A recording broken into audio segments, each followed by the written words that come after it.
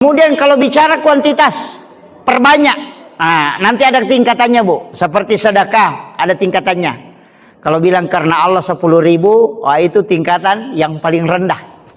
Ya, paling rendah.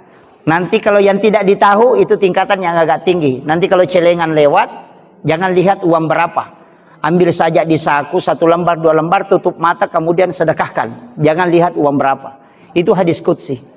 Allah mengatakan, siapa hambaku memberikan kepadaku, dia tidak menghitungnya, maka aku pun akan membalasnya dengan tidak menghitungnya pula.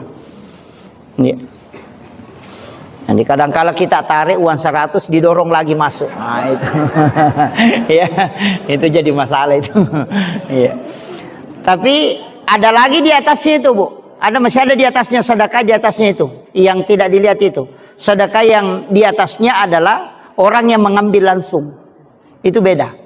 Jadi kalau ada peminta sumbangan, langsung dikasih kunci tempat uang. Iya. Atau ditunjukkan laci tempat uang. Bila silakan ambil, ada uang situ, pergi ambil saja. Iya. Cuma kita akan bilang kalau nah habisi mati. Kan itu. Itu yang agak berat itu. Tapi masih ada di atasnya. Masih ada di atasnya itu.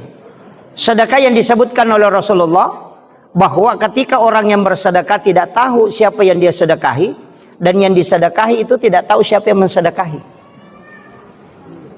Itulah sedekah kata Nabi yang orang tidak ditimbang amalnya.